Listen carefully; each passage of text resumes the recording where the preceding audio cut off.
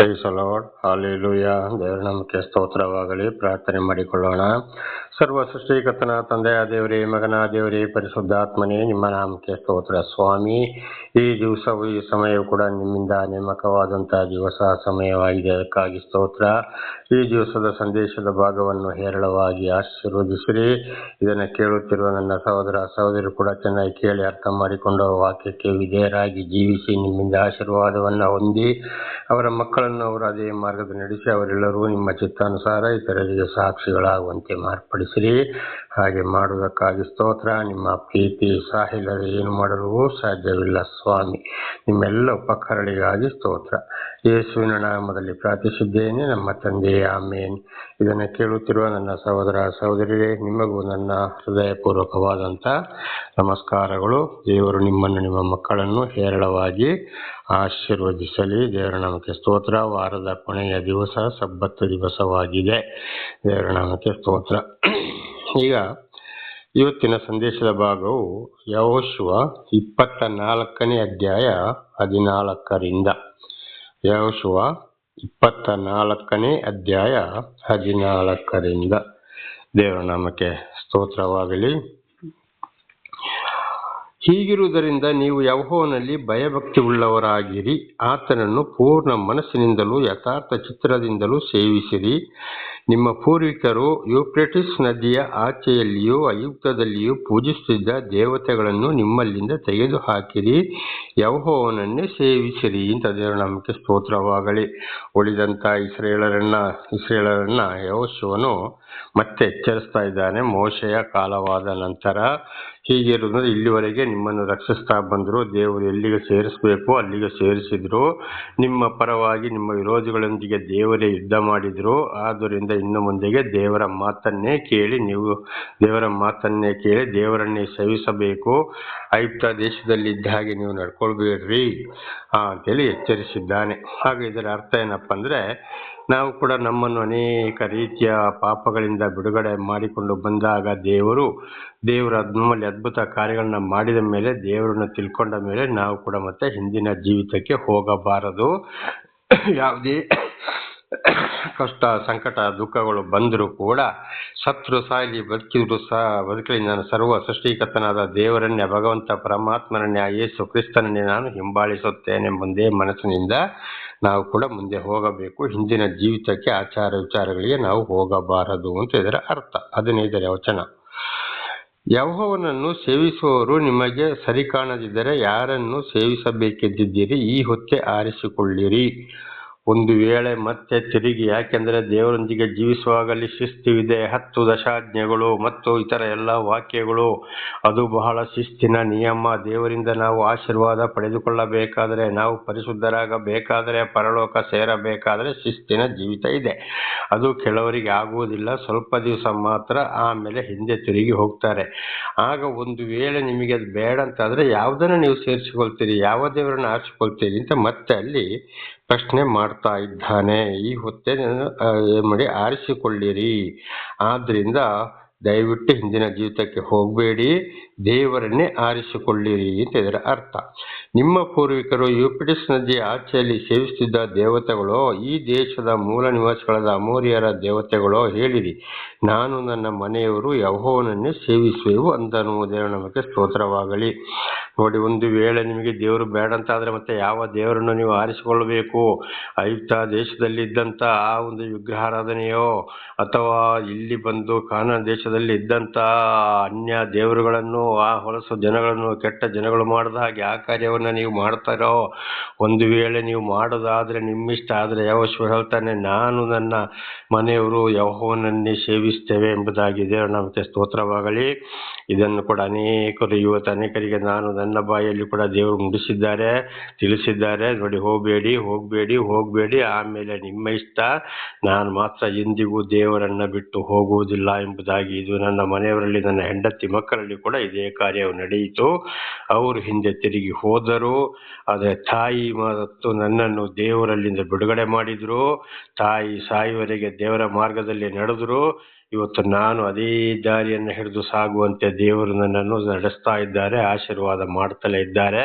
ಅದರಿಂದ ದೃಢವಾಗಿ ನಿಂತರೆ ಮಾತ್ರ ದೇವರಿಂದ ಆಶೀರ್ವಾದವನ್ನು ಪಡೆದುಕೊಳ್ಳಬಹುದು. ಇಲ್ಲದ್ರೆ ಖಂಡಿತವಾಗಿಯೂ ಏನೇ ಮಾಡಿದರೂ ದೇವರಿಂದ ಆಶೀರ್ವಾದವನ್ನು ಪಡೆದುಕೊಳ್ಳಲು ಸಾಧ್ಯವಿಲ್ಲ. ದೇವರ ನಾಮಕ್ಕೆ ಸ್ತೋತ್ರವಾಗಲಿ. ಹಲ್ಲೆಲೂಯಾ. ಹಾಗೆ ಇಲ್ಲಿಗೆ ಯೆಹೋಶುವನ ಗ್ರಂಥ ಮುಕ್ತಾಯವಾಯಿತು. ದೇವರ ನಾಮಕ್ಕೆ ಸ್ತೋತ್ರವಾಗಲಿ. ಹಲ್ಲೆಲೂಯಾ. ಯೆಹೋಶುವನ ಗ್ರಂಥವು ಇಲ್ಲಿಗೆ ಮುಕ್ತಾಯವಾಯಿತು. ಇನ್ನು ಮುಂದೆ ನ್ಯಾಯಸ್ಥಾಪಕರು. ದೇವರ ನಾಮಕ್ಕೆ ಸ್ತೋತ್ರವಾಗಲಿ. ಹಲ್ಲೆಲೂಯಾ. ನ್ಯಾಯಸ್ಥಾಪಕರ ಪುಸ್ತಕಕ್ಕೆ ಹೋಗೋಣ. 1ನೇ ಅಧ್ಯಾಯ 14 ಮತ್ತು 15ನೇ ವಚನ. ಆಕೆಯು ಬರುತ್ತಿರುವಾಗ ತನ್ನ ತಂದೆಯ ಹತ್ತಿರ ಭೂಮಿಯನ್ನು ಕೇಳಬೇಕೆಂದು ಗಂಡನನ್ನು ಪ್ರೇರೇಪಿಸಿ ತಾನು ಕತ್ತೆಯಿಂದ ಇಳಿದಳು. ಕಾಲೇಬನು, ನಿನಗೇನು ಬೇಕೆಂದು ಆಕೆಯನ್ನು ಕೇಳಲು, ಆಕೆಯು, ನನಗೊಂದು ದಾನ ಕೊಡಬೇಕು, ನನ್ನನ್ನು ಬೆಗ್ಗಾಡಿಗೆ ಕೊಟ್ಟುಬಿಟ್ಟೆ ಅಲ್ಲ, ಬುಗ್ಗೆಗಳಿರುವ ಸ್ಥಳವನ್ನು ನನಗೆ ಕೊಡಬೇಕು ಅಂದಳು. ಆಗ ಅವನು ಆಕೆಗೆ ಮೇಲಣ ಮತ್ತು ಕೆಳಗನ ಬುಗ್ಗೆಗಳನ್ನು ಕೊಟ್ಟನು. ದೇವರ ನಾಮಕ್ಕೆ ಸ್ತೋತ್ರವಾಗಲಿ. ಹಲ್ಲೆಲೂಯಾ.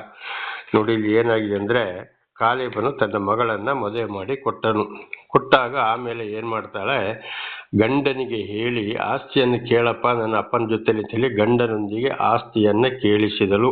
ಇದು 1ನೇ ಅಧ್ಯಾಯದಿಂದ 1ರಿಂದ 15ರವರೆಗೆ ಅಲ್ಲಿ ನೋಡುವಾಗ ಅಲ್ಲಿ ಸಂಪೂರ್ಣವಾಗಿ ನಮಗೆ ಅರ್ಥವಾಗುತ್ತದೆ. ನ್ಯಾಯಸ್ಥಾಪಕರು 1ನೇ ಅಧ್ಯಾಯ 1ರಿಂದ 15ರವರೆಗೆ ಇದು ಓದುವಾಗ ಅದರಲ್ಲಿ ವಿಶೇಷವಾಗಿ 14 ಮತ್ತು 15ನೇ ವಚನ.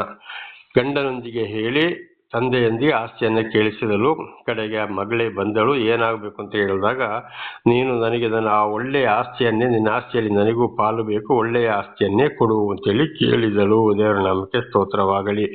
ಇದು ನಿಜವಾಗಲೂ ಹಿಂದೆ ಕೂಡ ನಾವು ಇದನ್ನು ಧರ್ಮೋಪದೇಶಕಾಂಡದಲ್ಲಿ ಕೂಡ ಇದನ್ನು ಓದಿದ್ದೇವೆ. ನಾವು ಮೋಶೆಯ ಧರ್ಮಶಾಸ್ತ್ರದಲ್ಲಿ ಕೂಡ ಗಂಡು ಮಕ್ಕಳು ಇದ್ದಾಗ ಹೆಣ್ಣು ಮಕ್ಕಳು ಮದುವೆ ಮಾಡಿ ಕೊಟ್ಟವರು ತಂದೆಯ ಆಸ್ತಿಯನ್ನು ಕೇಳಬಾರದು, ಅದರಲ್ಲಿ ಪಾಲು ತೆಗೆದುಕೊಳ್ಳಬಾರದು. ಆದರೆ ಇದು ಈಗ ಈ ಲೋಕದ ಕಾನೂನು, ಸುಪ್ರೀಂ ಕೋರ್ಟ್ ಆದೇಶ ಇದೆ, ಆದರೆ ಅದು ದೇವರ ಕಾನೂನಿಗೆ ವಿರುದ್ಧವಾದದ್ದು. ದೇವರ ನಾಮಕ್ಕೆ ಸ್ತೋತ್ರವಾಗಲಿ. ದೇವರಿಂದ ಆಯ್ಕೆಗೊಂಡಂತ ಅವರು ದೇವರು ನಮ್ಮನ್ನು ನಡೆಸ್ತಾ ಇರುವಾಗ ದೇವರ ವಚನಗಳಿಗೆ ನಾವು ವಿಧೇಯರಾಗಿ ನಡೆದ್ರೆ ಮಾತ್ರ ನಮಗೆ ಶಾಂತಿ, ಸಮಾಧಾನ, ಆರೋಗ್ಯ. ಗಂಡು ಮಕ್ಕಳು ಇದ್ದಾಗ ಮದುವೆ ಮಾಡಿಕೊಟ್ಟ ಹೆಣ್ಣು ಮಕ್ಕಳು ಆಸ್ತಿಯನ್ನ ತೆಗೆದುಕೊಳ್ಳಬಾರದು. ಒಂದು ವೇಳೆ ಗಂಡು ಮಕ್ಕಳು ಇಲ್ಲದೆ ಹೋದ್ರೆ ಆ ಆಸ್ತಿ ಹೆಣ್ಣು ಮಕ್ಕಳಿಗೆ ಬರುವಂತದ್ದು. ಗಂಡು ಮಕ್ಕಳು ಇದ್ದಾಗ ಮತ್ತು ಹೆಣ್ಣು ಮಕ್ಕಳು ನನಗೆ ಬೇಕು ಬೇಕು ಅಂತೇಳಿ ಮತ್ತು ತೆಗೆದುಕೊಂಡ್ರೆ ದೇವರಿಂದ ಶಾಪಗ್ರಸ್ತರಾಗ್ತಾರೆ ಅಂತೇಳಿ ಹಿಂದೆ ಧರ್ಮೋಪದೇಶಕಾಂಡದಲ್ಲಿ ಕೂಡ ಈ ವಿಷಯಗಳು ಮೋಶೆಯ ಧರ್ಮಶಾಸ್ತ್ರದಲ್ಲಿ ಕೂಡ ಬರೆಯಲ್ಪಟ್ಟಿದೆ. ಅದುವೇ ಇವರ ಜೀವಿತದಲ್ಲಿ ಆಯಿತು. ಆದ್ದರಿಂದ ನನ್ನ ಸಹೋದರಿಯರೇ, ಖಂಡಿತವಾಗಿ ಯಾರು ಅಣ್ಣಂದಿರು ತಮ್ಮಂದಿರು ಇದ್ದರೆ ತಂದೆಯ ಆಸ್ತಿಗೆ ಹೋಗಬಾರದು. ಒಂದು ವೇಳೆ ಬಾಪ ನಿಮಗೆ ನಾವು ಕೊಡ್ತೇವೆ ಅಂತ ಅವರೇ ಮನಸ್ಸತ್ತು ಕರೆದು ಕೊಟ್ಟರೆ ಸಂತೋಷದಿಂದ ತಗೊಳ್ಳಿ. ಬಲಾತ್ಕಾರದಿಂದ ಕೇಸ್ ಹಾಕೋದು, ಕಿತ್ತುಕೊಳ್ಳೋದು, ಮಾಡೋದು, ನ್ಯಾಯ ತೀರ್ಮಾನ ಮಾಡೋದು ಮಾಡಕ್ಕೆ ಹೋಗಬಾರ್ದು. ಅದರಿಂದಲೂ ಬಹಳ ಕಷ್ಟ, ಸಂಕಟ, ದುಃಖಗಳು ಈಡಾಗ್ತವೆ. ದೇವರ ವಾಕ್ಯಕ್ಕೆ ಅದು ವಿರುದ್ಧವಾಗಿದೆ. ದೇವರ ನಾಮಕ್ಕೆ ಸ್ತೋತ್ರವಾಗಲಿ. ಇಂಥ ವಿಷಯಗಳು ಇವತ್ತು ಅನೇಕ ನಡೆದು ಹೋಗಿದೆ, ಈಗಲೂ ನಡೆಯುತ್ತಲೇ ಇದೆ, ಕಣ್ಣಲ್ಲಿ ಕಾಣ್ತಲೇ ಇದ್ದೇನೆ. ಒಂದ್ಸಲ ಇಲ್ಲ ಒಂದು ಕುಟುಂಬಕ್ಕೆ ಬಹಳ ವಿಷಯಗಳನ್ನ ನಾನು ತಿಳಿಸಿದೆ ಮತ್ತು ಬೇಕು ಬೇಕು ಬೇಕು ಅಂತ ಹೋದ್ರು ಖಂಡಿತವಾಗಿ ಅವರ ಕುಟುಂಬದಲ್ಲಿ ಶಾಂತಿ ಇಲ್ಲ, ಸಮಾಧಾನ ಇಲ್ಲ. ಒಂದಲ್ಲ ಒಂದು ರೋಗಗಳು ಬೆನ್ನು ಹತ್ತಿಕೊಂಡೇ ಬರುತ್ತವೆ. ಯಾವುದೇ ಕಾರಣಕ್ಕಲ್ಲಿ ಉದ್ಧಾರಗಳು ಸಾಧ್ಯವಿಲ್ಲ. ಕಾರಣ ಯಾಕೆಂದ್ರೆ ಆ ಗಂಡು ಮಕ್ಕಳ ಹೊಟ್ಟೆ ಉರಿಸಿದ್ದು ದೇವರನ್ನ, ಇದು ಒಂದು ಕೊಲೆಗೆ ಸಮಾನವಾಗಿದೆ. 10 ದಶಾಜ್ಞೆಗಳಲ್ಲಿ ಒಂದು ಆಜ್ಞೆ ಹೇಳ್ತದೆ, ಅಲ್ಲಿ ಕೊಲೆ ಮಾಡಬೇಡ ಅಂದ್ರೆ ನರಹತ್ಯೆ ಮಾಡಬೇಡ, ಇನ್ನೊಬ್ಬರ ಮನಸ್ಸನ್ನು ನೋಯಿಸುವುದು ಕೂಡ ಅಲ್ಲಿ ಏನಾಗಿದೆ, ಅದು ಕೊಲೆಗೆ ಸಮಾನವಾಗಿದೆ. ಅದರಿಂದ ಬಹಳ ಎಚ್ಚರವಾಗಿರಬೇಕು. ದೇವರ ನಾಮಕ್ಕೆ ಸ್ತೋತ್ರವಾಗಲಿ.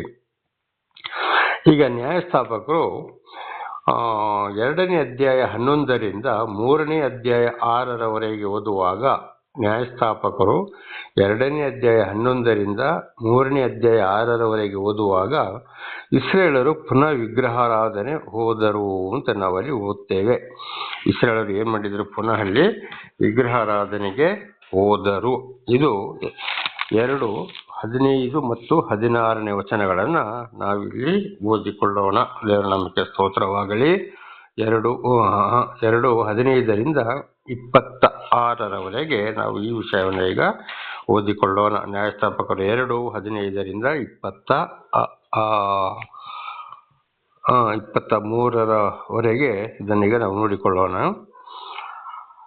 ಯೆಹೋವನು ತಾನು ಮೊದಲೇ ಆಣೆಯಿಟ್ಟು ಹೇಳಿದಂತೆ ಎಲ್ಲಿ ಹೋದರೂ ಆತನ ಕೈ ಅವರಿಗೆ ವಿರೋಧವಾಗಿಯೇ ಇತ್ತು. ಅವರಿಗೆ ಬಹು ಸಂಕಟವಾಯಿತು. ಯಾಕೆಂದರೆ ಅವರು ದೇವರವರನ್ನ ಕರೆದ್ರು, ಆರಿಸಿಕೊಂಡ್ರು, ಬೇಕಾದ ರೀತಿಯಲ್ಲಿ ನಡೆಸಿಕೊಂಡು ಬಂದರು. ಅವರ ಹಿರಿಯರು ನಾವು ಹಿಂದೆ ಓದಿದಾಗೆ 20 ವರ್ಷದ ಮೇಲ್ಪಟ್ಟ 6 ಲಕ್ಷ ಗಂಡಸರಲ್ಲಿ ದೇವರ ಮಾತನ್ನು ಕೇಳದಿದ್ದಾಗ ಬಹಳ ಕಷ್ಟ, ಸಂಕಟ, ದುಃಖಗಳಲ್ಲಿ, ಕಾಯಿಗಳಲ್ಲಿ ನಾನಾ ರೀತಿಯಲ್ಲಿ ಸರ್ವನಾಶವಾದರು. ಆಮೇಲೆ 20 ವರ್ಷದ ಕೆಳಪಟ್ಟವರಲ್ಲಿ ಆರಿಸಿಕೊಂಡಾಗ ಅವರಿಗೆ ಯೆಹೋಶುವನ ಮೂಲಕವೂ ಕೂಡ ಮೋಶೆಯ ಮೂಲಕವೂ ತಿಳಿಸ್ತಾ ಬಂದರು. ಆದರೂ ಮತ್ತೆ ಅವರು ಯೆಹೋಶುವನು ಕೂಡ ಹಿಂದೆ ನಾವು ಈಗ ತಿಳ್ಕೊಂಡಿದ್ದೇವೆ, ಯೆಹೋವನನ್ನೇ ಸೇವಿಸಲಿ ಬಿಡಬೇಡಿ ಅಂತೇಳಿ. ಆದರೆ ಮತ್ತು ಅವರು ಹಿಂದಿನ ವಿಗ್ರಹಾರಾಧನೆಗೆ ಹೋದರು. ಆಗಲ್ಲಿ ಏನಾಯ್ತು, ಅವರಿಗೆ ಬಹು ಸಂಕಟವಾಗಿಯೇ ಇತ್ತು. ದೇವರ ಕೈ ಅವರಿಗೆ ವಿರೋಧವಾಗಿತ್ತು. ಹಾಗೆ ದೇವರ ದರ್ಶನವನ್ನು ಪಡೆದು ಅದ್ಭುತ ಕಾರ್ಯ ಸಹಾಯಗಳನ್ನ ಪಡೆದು ಶೋಧನೆಯಲ್ಲಿ ಕೂಡ ನಮ್ಮನ್ನು ಒಂದೊಂದ್ಸಲ ಒಳಪಡಿಸಬಹುದು. ಪುನಃ ವಿಗ್ರಹಾರಾಧನೆ, ಮಾಯ, ಮಂತ್ರ, ಜ್ಯೋತಿಷ ಅಥವಾ 10 ದಶಾಜ್ಞೆಗಳಿಗೆ ವಿರುದ್ಧವಾಗಿ ಹೋದರೆ ಕಷ್ಟ ಸಂಕಟಗಳು ದೂರ ಹೋಗುವುದಿಲ್ಲ. ಒಂದರ ಮೇಲೊಂದು ಕಷ್ಟಗಳು ಬಂದೇ ಬರುತ್ತವೆ ಅಂತ ಇದರ ಅರ್ಥ. ಇದನ್ನು ಕೂಡ ಅನೇಕರು ಇವತ್ತು ಅದೇ ಮಾಡ್ತಾ ಇದ್ದಾರೆ. ಉದಾಹರಣೆಗೆ ಇವತ್ತು ಪರಮಾತ್ಮ, ಭಗವಂತ, ಸರ್ವೇಶ್ವರ, ಪರಮೇಶ್ವರ, ಶ್ರೀಕೃಷ್ಣ ಪರಮಾತ್ಮ, ಶ್ರೀಮನ್ ನಾರಾಯಣ ಅಂತ ಹೇಳ್ತಾರೆ, ಅಲ್ಲಾಹ್ ಅಕ್ಬರ್ ಅಂತ ಹೇಳ್ತಾರೆ, ಯೇಸು, ಯೆಹೋವ ಅಂತಲೂ ಹೇಳ್ತಾರೆ. ದೇವರೆಲ್ಲ ಒಬ್ಬನೇ ಆಗಿದ್ದಾನೆ. ಹೀಗಿರುವಾಗ ಇವತ್ತು ಪರಮಾತ್ಮ, ಭಗವಂತ ಅಂತ ಹೇಳೋರು, ಈಶ್ವರ, ಪರಮೇಶ್ವರ, ಶಿವ ಅಂತ ಹೇಳೋರು ಕೂಡ ವಿಗ್ರಹಾರಾಧನೆ, ಪೂಜೆ, ಪುಸ್ಕಾರ ಇಂಥದ್ದೆಲ್ಲ ಮಾಡ್ತಾ ಹೋದರೆ ಅಲ್ಲಿ ಕೂಡ ಶಾಂತಿ ಇಲ್ಲ, ಸಮಾಧಾನ ಇಲ್ಲ. ಕಾರಣ ಇದುವೇ ಆಗಿದೆ. ಒಂದು. ಎರಡನೇ, ಇದನ್ನು ತಿಳಿಸುವವರು ಕೂಡ ಸರಿಯಾಗಿ ತಿಳಿಸ್ತಾ ಇಲ್ಲ. ನೀವು ಶೂದ್ರರು, ನಾವು ದ್ವಿಜರು, ನಾವು ಪೂಜಾರಿಗಳು, ನಾವು ಅಂಥವ್ರು, ನಾವಿಂಥವ್ರು, ನಾವು ದೇವಮಾನವರು ಅಂತ ಹೇಳೋರು ಕೂಡ ತಿಳಿಸ್ತಾ ಇಲ್ಲ. ಎಲ್ಲರಿಗೂ ಬಹಳ ಕಷ್ಟ, ಸಂಕಟ, ದುಃಖದಲ್ಲಿ ಕಣ್ಣೀರು ತೊಳೆಯಬೇಕಾಗಿದೆ. ಸರ್ವ ಸೃಷ್ಟಿಕರ್ತನಾದ ದೇವರಿಗೆ ಹೇಳಿದಾಗೆ ರೂಪವಿಲ್ಲ, ಮನುಷ್ಯನ ಅವತಾರವೆತ್ತಿ ಬಂದರು ಹೋದ್ರು. ಈಗ ಅವರೊಂದು ಶಕ್ತಿಯಾಗಿದ್ದಾರೆ. ದೇವರ ನಾಮಕ್ಕೆ ಸ್ತೋತ್ರವಾಗಲಿ. ಹಾಗೆ ಸರ್ವ ಸೃಷ್ಟಿಕರ್ತನಾದಂಥ ದೇವರನ್ನು ನಾವು ತಿಳ್ಕೊಂಡು ಸಹಾಯವನ್ನು ಪಡೆದು ಪುನಃ ಏನಾದರೂ ವಿರುದ್ಧವಾಗಿ ಹೋದರೆ ದೇವರ ಕೈ ನಮಗೆ ವಿರುದ್ಧವಾಗಿರ್ತದೆ ಅಂಥವರಿಗೆ. ಮತ್ತು ಬಹಳ ಸಂಕಟದಲ್ಲಿ ಅವರು ಜೀವಿಸ ಕಳೆಯಬೇಕು. ಏನಾದರೂ ಶಾಂತಿ ಸಮಾಧಾನ ಇಲ್ಲ. 16ನೇ ವಚನ. ಆಗ ಯೆಹೋವನು ಅವರನ್ನು ಸೂರೆ ಮಾಡುವವರ ಕೈಯಿಂದ ತಪ್ಪಿಸುವುದಕ್ಕೋಸ್ಕರ ನ್ಯಾಯಸ್ಥಾಪಕರನ್ನು ಕಳುಹಿಸಿದರು. ಇಸ್ರಾಯೇಲರು ಅವರ ಮಾತನ್ನು ಕೇಳದೆ ಅನ್ಯದೇವತೆಗಳನ್ನು ಪೂಜಿಸಿ ಅವುಗಳಿಗೆ ಅಡ್ಡಬಿದ್ದು ದೇವದ್ರೋಹಿಗಳಾದರು. ದೇವರ ನಂಬಿಕೆ ಸ್ತೋತ್ರವಾಗಲಿ. ನ್ಯಾಯಸ್ಥಾಪಕರು ಅಂದರೆ ಸರಿಯಾಗಿ ದೇವರನ್ನು ಅರಿತಂತ. ಇವತ್ತು ನ್ಯಾಯಸ್ಥಾಪಕ ಅಂದರೆ ಇಂಗ್ಲಿಷ್ನಲ್ಲಿ ಜಡ್ಜಸ್ ಅಂತ ಹೇಳ್ತಾರೆ. ಇವರೊಂದು ಅಧಿಕಾರಿಗಳಾಗಿದ್ದಾರೆ, ನ್ಯಾಯ ತೀರಿಸುವವರಾಗಿದ್ದಾರೆ, ದೇವರ ಮಾತನ್ನು ತಿಳಿಸುವವರಾಗಿದ್ದಾರೆ. ಅಂಥವರನ್ನು ದೇವರಿಂದ ಆಯ್ಕೆಗೊಂಡವರನ್ನು ಖಂಡಿತ ಅಂಥವ್ರ ಬಳಿಗೆ ಕಳಿಸ್ತಾರೆ. ಎಚ್ಚರ ಎಚ್ಚರ ಎಚ್ಚರ, ಬಿಟ್ಟು ಹೋಗಬೇಡಿ ನೋಡಿ ಅಂತೇಳಿ. ಆದರೂ ಅವರು ಬಿಡದೆ ಅನ್ಯ ದೇವತೆಗಳನ್ನು ಅವರು ಬಿಡಲೇ ಇಲ್ಲ, ಪೂಜೆಗಳನ್ನು ಬಿಡಲೇ ಇಲ್ಲ. ಆದ್ರಿಂದ ಅವರು ಏನಾದರೂ ದ್ರೋಹಿಗಳಾದರು. ದೇವತೆಗಳಿಗೆ ಪೂಜಿಸೋದು, ಪ್ರಸಾದ ತಿನ್ನೋದು, ಅಡ್ಡ ಬೀಳೋದು, ಆದ್ದರಿಂದ ಅವರು ದ್ರೋಹಿಗಳಾದರು. ಯೆಹೋವನ ಆಜ್ಞೆಗಳನ್ನು ಕೈಗೊಳ್ಳುತ್ತಿದ್ದ ತಮ್ಮ ಪಿತೃಗಳ ಮಾರ್ಗವನ್ನು ಬೇಗನೆ ಬಿಟ್ಟರು. ನೋಡಿ, ಉಪಕಾರವನ್ನು ಪಡ್ಕೊಂಡ್ರು, ಆಮೇಲೆ ಪುನಃ ಅಲ್ಲಿ ಏನ್ ಮಾಡಿದ್ರು, ಬಿಟ್ಟರು. ಆದ್ರಿಂದ ದೇವರಂತವ್ರನ್ನ ಕೈ ಬಿಡುತ್ತಾರೆ. ಅವರಂತೆ ನಡೆಯಲೇ ಇಲ್ಲ. ವೈರಿಗಳ ಹಿಂಸೆಯನ್ನು ತಾಳಲಾರದ ಇಸ್ರಾಯೇಲರ ಗೋಳಾಟವನ್ನು ಯೆಹೋವನು ಕೇಳಿ ಕನಿಕರಪಟ್ಟು ನ್ಯಾಯಸ್ಥಾಪಕರನ್ನು ಎಬ್ಬಿಸಿ ಅವರ ಜೀವಮಾನವೆಲ್ಲ ಅವರ ಸಂಗಡ ಇದ್ದು ಅವರ ಮೂಲಕವಾಗಿ ಇಸ್ರಾಯೇಲರನ್ನು ಶತ್ರುಗಳಿಂದ ಬಿಡಿಸಿದನು. ದೇವರ ನಾಮಕ್ಕೆ ಸ್ತೋತ್ರವಾಗಲಿ. ಆದರೆ ಯಾರು ದೇವರ ವಾಕ್ಯಗಳಿಗೆ ಸರಿಯಾಗಿ ಜೀವಿಸ್ತಾರೋ ಮತ್ತೆ ಅಂಥವರ ವಿರೋಧಿಗಳನ್ನು ಕೂಡ ದೇವರೇ ಓಡಿಸುವವನಾಗಿದ್ದಾನೆ. ಅಂತ ವಿರೋಧಿಗಳವರ ಕೈಯಿಂದ ಅವರನ್ನು ಬಿಡಿಸುವವನಾಗಿದ್ದಾನೆ. ದೇವರ ನಾಮಕ್ಕೆ ಸ್ತೋತ್ರ. ಅವರನ್ನು ಬೇರೆ ಬೇರೆ ಹೋಗಿ ಜೀವಿಸುವಂತೆ ಮಾಡ್ತಾರೆ. ಒಂದು ವೇಳೆ ಮತ್ತು ಅವರು ಹೀಗೆ ಈ ಲೋಕದ ವಿಷಯಗಳಿಗೆ ಹೋದರೆ ಬಹಳ ಕಷ್ಟ, ಸಂಕಟ, ದುಃಖಗಳನ್ನ ಅನುಭವಿಸಬೇಕಾಗ್ತದೆ. ಬಹಳ ಎಚ್ಚರ. ಅಂತ ನ್ಯಾಯಸ್ಥಾಪಕರು ತೀರಿ ಹೋದ ನಂತರ ಇಸ್ರಾಯೇಲರು ತಿಳಿದುಕೊಂಡು ತಮ್ಮ ಹಿರಿಯರಿಗಿಂತಲೂ ಭ್ರಷ್ಟರಾಗಿ ಅನ್ಯ ದೇವತೆಗಳನ್ನು ಅವಲಂಬಿಸಿ ಸೇವಿಸಿ ಅವುಗಳಿಗೆ ಅಡ್ಡ ಬಿದ್ದರು. ಅವರು ತಮ್ಮ ದುರ್ಮಾರ್ಗವನ್ನು ಮೊಂಡುತನವನ್ನು ಬಿಡಲೇ ಇಲ್ಲ.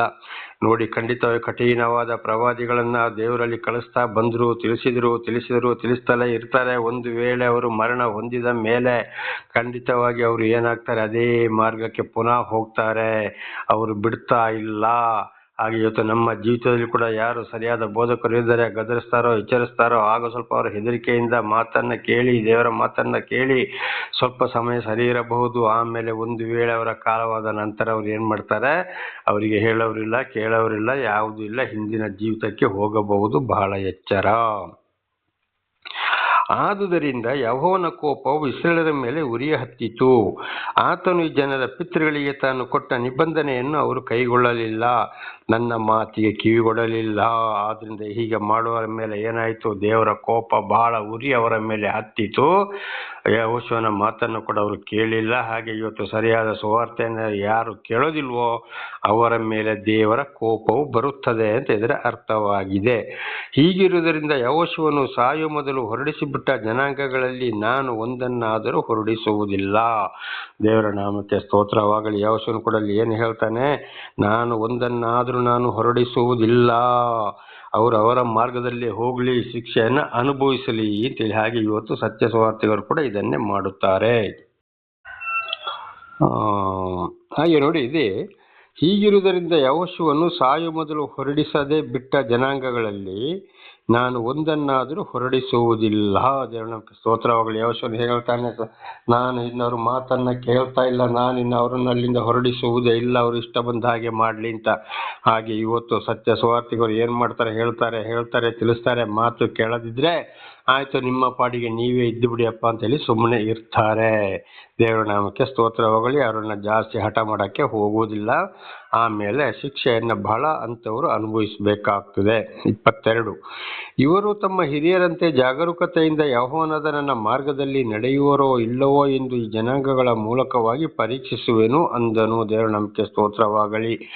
ಆಗ ಉಳಿದವ್ರನ್ನು ಕೂಡ ಏನ್ ಮಾಡ್ತಾರೆ, ಇವರ ಹಿರಿಯರಂತೆ ನಡೀತಾರೋ ಅವರ ಮಾರ್ಗದಲ್ಲಿ, ಅಥವಾ ನನ್ನ ಮಾತನ್ನ ಕೇಳಿ ಇವರು ನಡೀತಾರೋ, ದೇವರ ಮಾತನ್ನ ನಾನು ತಿಳಿಸುವಾಗ ಅಂತ ಹೇಳಿ ಇವರನ್ನು ಪರೀಕ್ಷಿಸುವೆನು ಅಂತ ಯೆಹೋಶುವನು ಏನ್ ಮಾಡ್ದ, ಉಳಿದವರನ್ನು ಕೂಡ ಅಲ್ಲಿ ಪರೀಕ್ಷೆಗೆ ಒಳಪಡಿಸಿದ.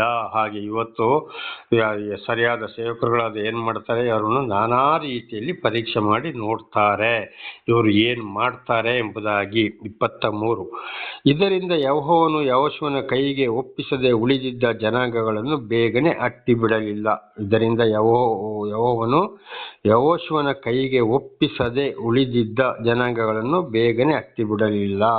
ಆಗ್ಲೂ ಕೂಡ ದೇವರು ಏನ್ ಮಾಡ್ತಾರೆ, ಯಾರು ದೇವರ ದರ್ಶನವನ್ನ ಪಡೆದು, ದೇವರಿಂದ ಉಪಕಾರವನ್ನ ಪಡೆದು ಹಿಂದೆ ತಿರುಗಿ ಹೋದಾಗ, ದೇವರಿಂದ ಆಯ್ಕೆಗೊಂಡಂತ ಸಾಕ್ಷಿಗಳನ್ನ ಕಳಿಸಿದಾಗ ಮಾತನ್ನ ಕೇಳದ ಹೋದ್ರೆ ಅಂಥವರಿಗೆ ಬಹಳ ಕಷ್ಟ, ಸಂಕಟ, ದುಃಖಗಳು ತಪ್ಪಿದ್ದಲ್ಲ.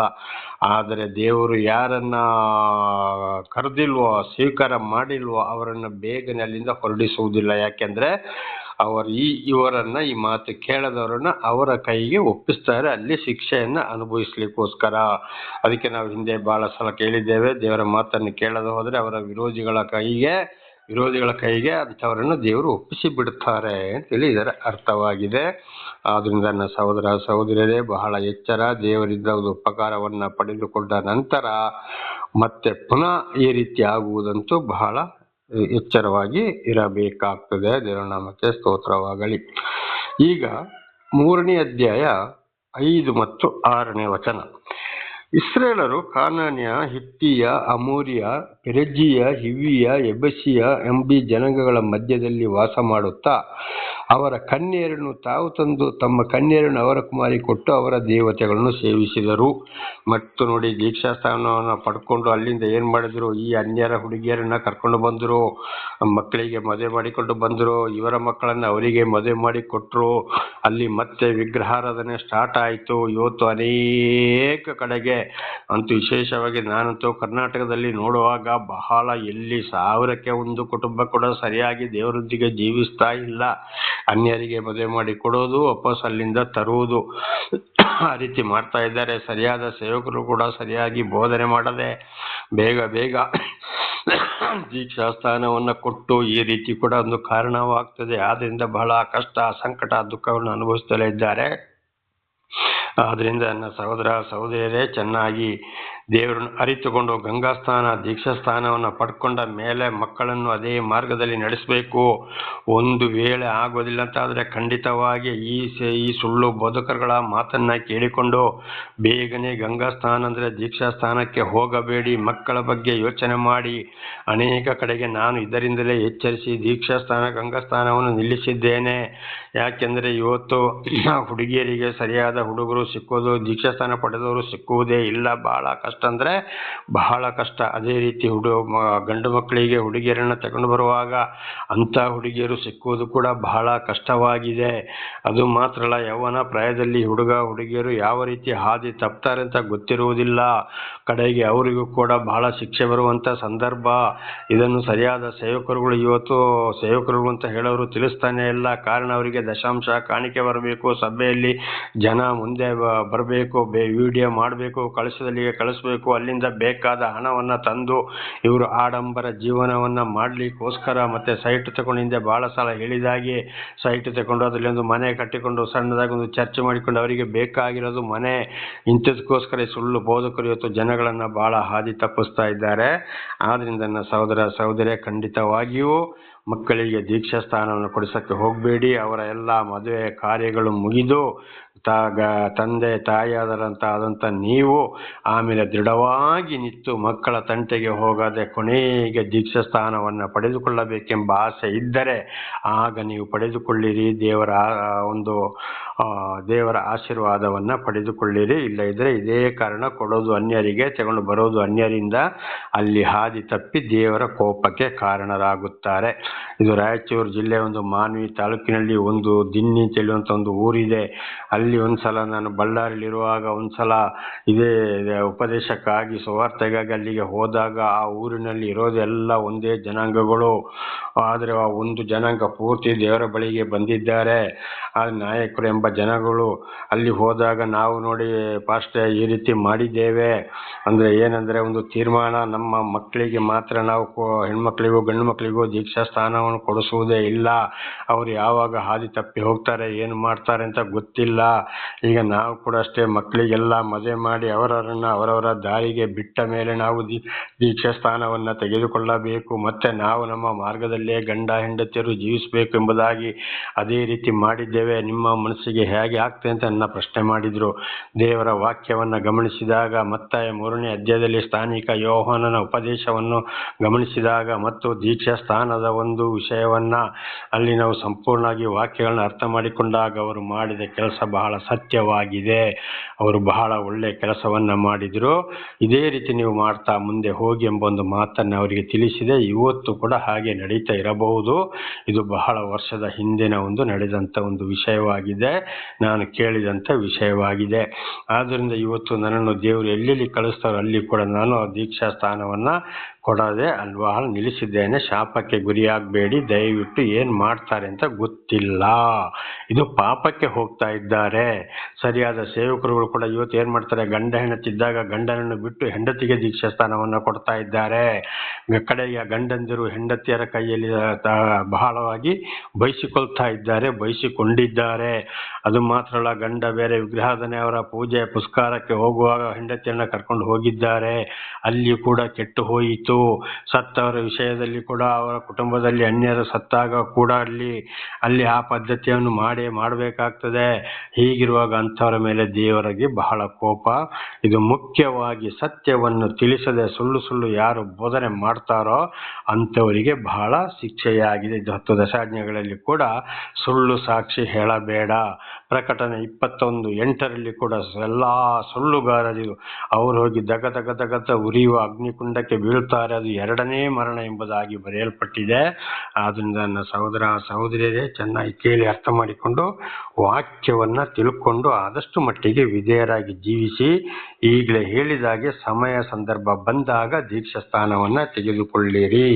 ಇಲ್ಲ ಇದ್ರೆ ಹೆಣ್ಮಕ್ಳನ್ನ ಅಂಥವರಿಗೆ ಕೊಡೋದು, ಗಂಡು ಮಕ್ಕಳಿಗೆ ಹೆಣ್ಣು ಮಕ್ಕಳನ್ನ ಅಂಥವರಿಗೆ ತರೋದು. ಅಲ್ಲಿ ಏನಾಗ್ತದೆ, ಸೈತಾನನು ಕಾರ್ಯ ಮಾಡ್ತಾನೆ, ಪುನಃ ವಿಗ್ರಹಾರಾಧನೆಗೆ ಹಾದಿಯಾಗ್ತದೆ. ಬಹಳ ಎಚ್ಚರವಾಗಿರಬೇಕು. ದೇವರ ನಾಮಕ್ಕೆ ಸ್ತೋತ್ರವಾಗಲಿ. ದೇವರ ಕೋಪಕ್ಕೆ ಗುರಿಯಾಗಬಾರದು. ಈಗ ನ್ಯಾಯಸ್ಥಾಪಕರು 4ನೇ ಅಧ್ಯಾಯ 4 ಮತ್ತು 5. ನ್ಯಾಯಸ್ಥಾಪಕರು 4ನೇ ಅಧ್ಯಾಯ 4 ಮತ್ತು 5ನೇ ವಚನ. ಆ ಕಾಲದಲ್ಲಿ ಲಪ್ಪಿದೋತನ ಹೆಂಡತಿಯಾದ ದೆಬೋರಳೆಂಬ ಪ್ರವಾದಿನಿಯು ಇಸ್ರಾಯೇಲರಲ್ಲಿ ನ್ಯಾಯ ತೀರಿಸುತ್ತಿದ್ದಳು. ಆಕೆಯು ಎಫ್ರಾಯಿಂ ಬೆಟ್ಟದ ಸೀಮೆಯಲ್ಲಿ ರಾಮಕ್ಕೂ ಬೇತಲಿಗೂ ಮಧ್ಯದಲ್ಲಿರುವ ದೆಬೋರಳ ಖರ್ಜೂರದ ವೃಕ್ಷವೆಂದು ಹೆಸರುಗೊಂಡ ಮರದ ಕೆಳಗೆ ಆಸೀನರಾಗುವಲ್ಲಿ ಇಸ್ರಾಯೇಲರು ನ್ಯಾಯ ನಿರ್ಣಯಕ್ಕೋಸ್ಕರ ಆಕೆಯ ಬಳಿಗೆ ಬರುತ್ತಿದ್ದರು. ದೇವನಾಮಕ್ಕೆ ಸ್ತೋತ್ರವಾಗಲಿ. ನೋಡಿ, ಒಂದು ಸ್ತ್ರೀ ಕೂಡ ಒಂದು ಪ್ರವಾದಿನಿಯಾಗಿದ್ಲು. ಈ ಗೊತ್ತಿಲ್ಲದ ಇಸ್ರಾಯೇಲರು ಕೂಡ ಅವಳ ಬಳಿಗೆ ಬಂದು ನ್ಯಾಯವನ್ನ ಕೇಳ್ತಾ ಇದ್ರು. ನಾವು ಏನು ಮಾಡಬೇಕು, ಏನು ಮಾಡಬಾರ್ದು, ಯಾವುದು ಸರಿ ಯಾವುದು ತಪ್ಪು ಎಂಬುದಾಗಿ. ದೇವರ ನಾಮಕ್ಕೆ ಸ್ತೋತ್ರವಾಗಲಿ. ಹಲ್ಲೆಲೂಯಾ. ಹಾಗೆ ನೋಡಿ, ಇವತ್ತು ಅನೇಕರು ಏನು ಮಾಡಬೇಕಂದ್ರೆ ಸರಿಯಾಗಿ ದೇವರ ವಾಕ್ಯವನ್ನು ಮಾತನಾಡುವವರು, ದೇವರ ವಾಕ್ಯದ ಮೂಲಕ ಖಂಡಿಸುವವರು, ಎಚ್ಚರಿಸುವವರು ಯಾರಿದ್ದಾರೆ ಅಂತ ಕಂಡು ಹಿಡ್ಕೊಂಡು ಅಂಥವರ ಬಳಿಗೆ ಹೋಗಿ ಖಂಡಿತವಾಗಿ ಅಲ್ಲಿ ಅವರಿಂದ ಉಪದೇಶವನ್ನು ಪಡೆಯಬೇಕು. ಹೊರತು ಅವರು ಗಂಡಸರಾಗಲಿ ಹೆಂಗಸರಾಗಲಿ ಯಾರೇ ಆಗಲಿ ಎಲ್ಲರ ಹತ್ರ ಹೋಗುವುದು ಅಲ್ಲ. ಮುಖ್ಯವಾಗಿ ಇದು ಅಪೊಸ್ತಲರು ಹೇಳಿದ ಹಾಗೆ ಕೊರಿಂಥ ಸಭೆಯವರು ಏನು ಮಾಡ್ತಾ ಇದ್ರು, ಅಪೊಸ್ತಲರು ಬೋಧನೆ ಮಾಡ್ತಾ ಇದ್ದಾಗ ಆ ವಾಕ್ಯವನ್ನು ಮತ್ತೆ ಅವರು ಸತ್ಯವೇದವನ್ನ ಗ್ರಂಥವನ್ನ ತೆರೆದು ಓದಿ ಪರೀಕ್ಷೆ ಮಾಡ್ತಾ ಇದ್ರು. ಅದೇ ರೀತಿ ನಿಮ್ಮಲ್ಲಿ ಕೂಡ ಅದೇ ರೀತಿ ಇವತ್ತು ಇರಬೇಕು. ಹೇಳಿದ್ದೆ ಸರಿ ಅಂತೇಳಿ ಕೇಳ್ಕೊಂಡು ಹೋಗಬಾರದು. ಅಪೊಸ್ತಲರಾದ ಪೌಲರು ಕೂಡ ಗಲಾತ್ಯರಿಗೆ ಬರೆದ ಪತ್ರದಲ್ಲಿ ಅದೇ ಮಾತನ್ನ ಹೇಳಿದ್ದಾರೆ. ಸರಿಯಾಗಿ ಉಪದೇಶ ಮಾಡುವವರೊಂದಿಗೆ ನಿಮ್ಮ ಎಲ್ಲ ವಿಷಯಗಳನ್ನು ಹಂಚಿಕೊಳ್ಳಿರಿ ಅಂತೇಳಿ. ಹಾಗೆ ನಿಜವಾದ ಸೇವಕರನ್ನು ಅರ್ಥ ಮಾಡಿಕೊಂಡು ಅವರೊಂದಿಗೆ ವಿಷಯವನ್ನ ತಿಳ್ಕೊಳ್ಬೇಕು. ಇಲ್ಲದ್ರೆ ಖಂಡಿತವಾಗಿಯೂ ಎಲ್ಲರೂ ಸರಿ ಅಂತೇಳಿ ತಿಳ್ಕೊಳ್ಳದೆ ದೇವರಿಂದ ಯಾರು ಆಯ್ಕೆಗೊಂಡಿದ್ದಾರೆ ಎಂಬುದನ್ನು ತಿಳ್ಕೊಂಡು ಅಂಥವರ ಸವಾಸವನ್ನೇ ಮಾಡಬೇಕು. ಅಂಥವರಲ್ಲಿ ಎಲ್ಲ ವಿಷಯಗಳನ್ನ ತಿಳಿದುಕೊಳ್ಳಬೇಕು. ಸ್ತ್ರೀಯರಾಗಲಿ ಪುರುಷರಾಗಲಿ ಅದರಿಂದ ಬಹಳ ಎಚ್ಚರವಾಗಿರಬೇಕು. ದೇವರ ನಾಮಕ್ಕೆ ಸ್ತೋತ್ರವಾಗಲಿ. ಹಲ್ಲೆಲೂಯಾ. ಈಗ 6ರಿಂದ 24ರವರೆಗೆ ಓದುವಾಗ ನ್ಯಾಯಸ್ಥಾಪಕರು 4ನೇ ಅಧ್ಯಾಯ 6ರಿಂದ 24ರವರೆಗೆ ಓದುವಾಗ ಇಸ್ರಾಯೇಲರಿಗೆ ವಿರುದ್ಧವಾದ ಅರಸನನ್ನು ದೇವರು ಸ್ತ್ರೀಯರ ಮೂಲಕ ಕೊಂದರು ಅಂತ ದೇವರ ನಾಮಕ್ಕೆ ಸ್ತೋತ್ರ. ಹೀಗೆ ನೋಡಿ, ಅಲ್ಲಿ ಏನಾಯ್ತು, ದೇವರಿಂದ ಆಯ್ಕೆಗೊಳ್ಳದೆ ಸುಳ್ಳು ಹೇಳಿಕೊಂಡು ಹೋಗ್ತಾ ಇದ್ದ ಅರಸರನ್ನ, ಅಂದ್ರೆ ಇವತ್ತಿನ ಒಂದು ವಿಷಯದಲ್ಲಿ ಯಾಜಕರುಗಳು ಇರ್ಬೋದು, ಪಾಸ್ಟರ್ಗಳಿರ್ಬೋದು, ಗುರುಗಳಿರ್ಬೋದು, ಯಾರೇ ಇರ್ಬೋದು, ಅಂಥವ್ರನ್ನ ದೇವರು ಏನ್ ಮಾಡ್ತಾರೆ, ಸ್ತ್ರೀಯರ ಮೂಲಕ ಕೊಂದರು. ಒಂದು ಸ್ತ್ರೀಯರ ಮೂಲಕ. ಹಾಗೆ ಇವತ್ತು ಅನೇಕರು ಏನಾಗ್ತಾ ಇದ್ದಾರೆ, ಇವತ್ತು ಈ ರೀತಿಯಲ್ಲಿ ಒಂದು ಮರಣವನ್ನ ಪಡೆಯುತ್ತಾ ಇದ್ದಾರೆ. ದೇವರ ಸ್ತೋತ್ರ. ಇದು 15ನೇ ಮತ್ತು 16ನೇ ವಚನವನ್ನು ಓದಿಕೊಳ್ಳೋಣ. 4, 15, 16. ಯೆಹೋವನು ಸೀಸೆರನನ್ನು ಅವನ ಎಲ್ಲ ಸೈನ್ಯ ರಥಗಳನ್ನು ಬಾರಾಕನ ಮುಂದೆ ಗಲಿಬಿಲಿಪಡಿಸಿ ಕತ್ತಿಗೆ ಬಲಿ ಕೊಟ್ಟನು. ಸೀಸೆರನು ರಥದಿಂದ ಹಾರಿ ಓಡಿ ಹೋದನು. ಬಾರಾಕನು ಅವನ ಸೈನ್ಯ ರಥಗಳನ್ನು ಮ್ಲೇಚ್ಛರ ಅರೋಷಿನವರೆಗೆ ಹಿಂದಟ್ಟಿದನು. ಸೀಸೆರನ ಸೈನ್ಯದವರ ಕತ್ತಿಯಿಂದ ಹತರಾದರೂ ಒಬ್ಬನು ಉಳಿಯಲಿಲ್ಲ. ನೋಡಿ, ಒಂದು ಸ್ತ್ರೀಯರ ಅಲ್ಲಿ ಅದನ್ನು ಬಹಳ ಎಲ್ಲವನ್ನು ನಾವು ಓದುವಾಗ ಒಂದು ಸ್ತ್ರೀಯ ಮೂಲಕ ಅಲ್ಲಿ ಏನಾಯಿತು, ಇಂಥ ಸುಳ್ಳು ಬೋಧಕರು ಪ್ರವಾದಿಗಳು ಸಂಹರಿಸಲ್ಪಟ್ಟರು. ನಾನಾ ರೀತಿ ಅವರಿಗೆ ಯಾವ ರೀತಿ ಮರಣ ಬರ್ತದೆ, ಯಾವ ರೀತಿ ಶಿಕ್ಷೆ ಬರ್ತದೆ ಅಂತೇಳಿ ಗೊತ್ತಿಲ್ಲ. ಆದ್ದರಿಂದ ಅವರ ಮಾತನ್ನು ಕೇಳೋರು ಕೂಡ ಬಹಳ ಎಚ್ಚರವಾಗಿರಬೇಕು. ಈಗ 21ನೇ ವಚನ. ಹೆಬೇರನ ಹೆಂಡತಿಯಾದ ಯಾಯೇಲಳು ಕೈಯಲ್ಲಿ ಗುಡಾರದ ಗೂಟವನ್ನು ಒಂದು ಕೊಡತಿಯನ್ನು ತೆಗೆದುಕೊಂಡು ಅವನು ಆಯಾಸದಿಂದ ಗಾಢ ನಿದ್ರೆಯಲ್ಲಿದ್ದಾಗ ಮೆಲ್ಲಗೆ ಹತ್ತಿರ ಹೋಗಿ ಅವನ ಕಣತಲೆಯಲ್ಲಿ ಒಂದು ಗೂಟವನ್ನು ಹೊಡೆದು ನೆಲಕ್ಕೆ ನಾಟಿಸಿದಳು. ನೋಡಿ, ಏನ್ ಮಾಡಿದ್ಲು, ಪ್ರವಾದಿನಲ್ಲಿ ಕಂಡ ಹೋಗಿ ಅವನು ನಿದ್ದೆ ಮಾಡ್ತಾ ಇದ್ದಾಗ ಗೂಟವನ್ನು ಹಿಡಿದು ಚೆನ್ನಾಗಿ ತಲೆಗೆ ಗೂಟವನ್ನು ಹೊಡೆದು ಅವಳನ್ನು ಕೊಂದೇ ಬಿಟ್ಟಳು. ನೋಡಿ, ಒಂದು ಸ್ತ್ರೀಯ ಮೂಲಕ ಈ ಸುಳ್ಳುಗಾರನು ಸತ್ತು ಹೋದಲ್ಲಿ ಇದೇ ರೀತಿ ಯಾವ ರೀತಿ ಸುಳ್ಳುಗಾರರಿಗೆ ಶಿಕ್ಷೆ ಬರ್ತದೆ ಅಂತ ಹೇಳಿ ಗೊತ್ತಿಲ್ಲ. 22ನೇ ವಚನ. ಅವನು ಸತ್ತನು. ಅದೇ ಕ್ಷಣದಲ್ಲಿ ಸೀಸೆರನನ್ನು ಹಿಂದಟ್ಟುತ್ತಿದ್ದ ಬಾರಾಕನು ಅಲ್ಲಿಗೆ ಬಂದನು. ಯಾಯೇಲಳು ಹೊರಗೆ ಹೋಗಿ ಅವನನ್ನು ಎದುರುಗೊಂಡು, ಬಾ, ನೀನು ಹುಡುಕುವ ಮನುಷ್ಯನನ್ನು ತೋರಿಸ್ತೇನೆಂದು ಹೇಳಲು ಅವನು ಒಳಕ್ಕೆ ಹೋಗಿ ಸೀಸೆರನು ಸತ್ತು ಬಿದ್ದುದನ್ನು ಕಂಡನು. ಅವನ ತಲೆಯಲ್ಲಿ ಗೂಟವು ಜಡಿಯಲ್ಪಟ್ಟಿತು. ಆ ದಿನದಲ್ಲಿ ದೇವರು ಕಾನಾನ್ಯ ರಾಜನಾದ ಯಾಬೀನನ್ನು ಇಸ್ರಾಯೇಲರ ಮುಂದೆ ತಗ್ಗಿಸಿದನು. ಇಸ್ರಾಯೇಲರ ಹಸ್ತವು ಹೆಚ್ಚು ಹೆಚ್ಚು ಬಲಗೊಂಡಿದ್ದರಿಂದ ಕಾನಾನ್ಯರ ಅರಸನಾದ ಯಾಬೀನನು ಪೂರ್ಣವಾಗಿ ಸೋತು ನಿರ್ನಾಮವಾದನು. ದೇವರ ನಾಮಕ್ಕೆ ಸ್ತೋತ್ರವಾಗಲಿ. ಹಾಗೆ ನೋಡಿ, ದೇವರ ಆರಿಸಿಕೊಂಡವರ ಮುಖಾಂತರ ಕೂಡ ಈ ಕಾರ್ಯಗಳು ನಡೆಯುತ್ತವೆ. ಆದ್ದರಿಂದ ಬಹಳ ಎಚ್ಚರವಾಗಿರಬೇಕು. ಯಾವ ರೀತಿ ಮರಣ ಬರ್ತದೆ, ಯಾವ ರೀತಿ ಶಿಕ್ಷೆ ಬರ್ತದೆ ಅಂತ ಹೇಳುವಂಥದ್ದು ಇದೇ ಒಂದು ಉದಾಹರಣೆಯಾಗಿದೆ. ಯಾವ ವೈರಿಗಳ ಕೈಗೆ ಒಪ್ಪಿಸಿ ಬಿಟ್ಟು ಬಿಡ್ತಾರೆ, ವೈರಿಗಳ ಮುಖಾಂತರ ಸಾವು ಬರ್ತದೆ. ಆದ್ದರಿಂದ ಬಹಳ ಎಚ್ಚರ. ಸತ್ಯ ಸುವಾರ್ತೆಗೆ ಕಿವಿಕೊಟ್ಟು ಅಂಥವರನ್ನೇ ನೀವು ಅವರನ್ನು ಪತ್ತೆ ಹಚ್ಚಿ ಗುರುತು ಮಾಡಿಕೊಂಡು ಅವರ ಮಾತನ್ನೇ ಕೇಳಬೇಕು. ಏನಾದರೂ ಒಂದು ವಿಷಯ ಬೇಕು ಅಂತಾದರೆ ಅಂಥವರ ಮೂಲಕ ನೀವು ತಿಳಿದುಕೊಳ್ಳಬೇಕು. ಎಲ್ಲರೂ ಅದಕ್ಕೆ ಹಿಂದೆ ಆಗಾಗ ತಿಳಿಸಿದ್ದೇನೆ. ಅಪೊಸ್ತಲರಾದ ಪೌಲರು ಕೂಡ ಅದನ್ನು ಹೇಳಿದರು. ಯಹೂದ್ಯರು ಅಂತ ಹೇಳಿದವರಲ್ಲ ಯಹೂದ್ಯರಲ್ಲ, ಇಸ್ರಾಯೇಲರು ಅಂತ ಹೇಳಿದವರಲ್ಲ ಇಸ್ರಾಯೇಲರಲ್ಲ. ಧರ್ಮೋಪದೇಶ ಕಾಂಡದಲ್ಲಿ ಕೂಡ ಇವರು ದೇವರಿಂದ ಆಯ್ಕೆಯಾಗಿದ್ದಾರೆ ಎಂಬುದನ್ನು ತಿಳಿದುಕೊಳ್ಳಿರಿ ಅಂತೇಳಿ ಮೋಶೆ ಇಸ್ರಾಯೇಲರಿಗೂ ಕೂಡ ತಿಳಿಸಿದ್ದಾರೆ. ಅದೇ ರೀತಿ ಬಹಳ ಎಚ್ಚರವಾಗಿರಬೇಕು. ಸತ್ಯ ಸುವಾರ್ತೆಗಳು ಬಹಳ ಕಠಿಣವಾಗಿ ಬರ್ತದೆ, ಗದರಿಸ್ತಾರೆ, ಎಚ್ಚರಿಸ್ತಾರೆ, ಬೈಬೋದು. ಅದು ಬಹಳ ಒಳ್ಳೆಯದಕ್ಕೆ. ಇದು ಜ್ಞಾನೋಕ್ತಿ ಗ್ರಂಥದಲ್ಲಿ ಬಹಳ ಚೆನ್ನಾಗಿ ಬರೆಯಲ್ಪಟ್ಟಿದೆ. ತಪ್ಪಿ ಹೋದಾಗ ಯಾರು ನೈಸಾಗಿ ದೇವರು ನಿನ್ನನ್ನು ಆಶೀರ್ವಾದ ಮಾಡ್ತಾರೆ ಅಂತೇಳಿ ಬೆನ್ನು ತಟ್ಟಿ ತಲೆ ಮೇಲೆ ಕೈ ಇಟ್ಟು ಯಾಕೆ ದುಡ್ಡಿಗಾಗಿ ಜನರನ್ನು ಹಾದಿ ತಪ್ಪಿಸುವವರಾಗಿದ್ದಾರೆ.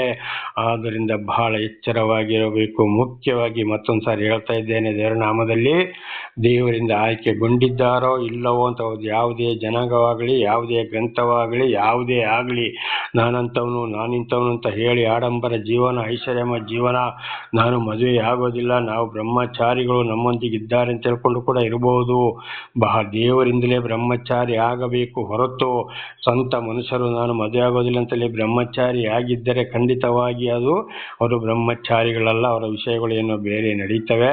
ಇದು ಇವತ್ತು ಎಲ್ಲ ಗ್ರಂಥಗಳಲ್ಲಿ ಕೂಡ ಓದ್ಬೋದು. ಇವತ್ತು ನಾವು ಮಾಧ್ಯಮಗಳಲ್ಲಿ ಕೂಡ ಟಿವಿಯಲ್ಲಿ ಕೂಡ ಇಂಥ ವಿಷಯಗಳನ್ನು ಗಮನಿಸಬಹುದು. ಪ್ರತಿ ಒಂದಕ್ಕೂ ದೇವರಿಂದ ಆಯ್ಕೆಯಾಗಿದ್ದಾರಾ ಇಲ್ಲವೋ ಎಂಬುದನ್ನು ಪರೀಕ್ಷಿಸಿ ನೋಡಬೇಕು. ಅಂಥವರ ಮಾತನ್ನು ಕೇಳಿ ಯಾವುದೇ ವಿಷಯಗಳಿದ್ದರೆ ಅಂಥವ್ರ ಹತ್ರ ಹಂಚಿಕೊಂಡಾಗ ಮಾತ್ರ ಶಾಂತಿ ಸಮಾಧಾನದಿಂದ ಒಳ್ಳೆಯ ರೀತಿಯಲ್ಲಿ ಜೀವಿಸಬಹುದು. ದೇವರ ನಮಗೆ ಸ್ತೋತ್ರವಾಗಲಿ. ಪ್ರಾರ್ಥನೆ ಮಾಡಿಕೊಳ್ಳೋಣ. ಸರ್ವ ಸೃಷ್ಟಿಕರ್ತನ ತಂದೆಯ ದೇವರೇ, ಮಗನ ದೇವರೇ, ಪರಿಶುದ್ಧಾತ್ಮನೇ, ನಿಮ್ಮ ನಾಮಕ್ಕೆ ಸ್ತೋತ್ರ ಸ್ವಾಮಿ. ಇವತ್ತಿನ ಸಂದೇಶವನ್ನು ನನ್ನ ಸಹೋದರಿಗೆ ನೀವು ತಿಳಿಸಿದ್ದೀರಿ, ಅದಕ್ಕಾಗಿ ನಿಮಗೆ ಸ್ತೋತ್ರ. ಅವರಿಗೆ ಏನಾದರೂ ಇದನ್ನು ತಿಳಿದುಕೊಳ್ಳಲು ಜ್ಞಾನದ ಕೊರತೆ ಇದ್ದರೆ ಅವರಿಗೆ ವಿಶೇಷವಾದ ಜ್ಞಾನವನ್ನು ಅನುಗ್ರಹಿಸಿರಿ. ಅವರ ಮಕ್ಕಳನ್ನು ಅದೇ ಮಾರ್ಗದಲ್ಲಿ ನಡೆಸಿರಿ. ಅವರೆಲ್ಲರೂ ಇತರರಿಗೆ ಸಾಕ್ಷಿಗಳಾಗುವಂತೆ ಮಾರ್ಪಡಿಸಿರಿ. ಹಾಗೆ ಮಾಡುವುದಕ್ಕಾಗಿ ಸ್ತೋತ್ರ. ನಿಮ್ಮೆಲ್ಲ ಪ್ರೀತಿಗಾಗಿ ಸ್ತೋತ್ರ. ಇವತ್ತು ವಾರದ ಕೊನೆಯ ದಿವಸ, ಸಬ್ಬತ್ ದಿವಸ ಆಗಿದೆ. ಪ್ರತಿಯೊಬ್ಬರನ್ನು ಕ್ಷಮಿಸಿ.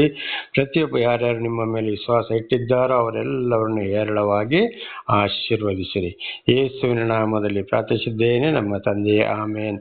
ಇದನ್ನು ಕೇಳುತ್ತಿರುವ ನನ್ನ ಸಹೋದರರೇ, ನಿಮಗೂ ನನ್ನ ಧನ್ಯವಾದಗಳು. ದೇವರು ನಿಮ್ಮನ್ನು, ನಿಮ್ಮ ಮಕ್ಕಳನ್ನು ಹೇರಳವಾಗಿ ಆಶೀರ್ವದಿಸಲಿ.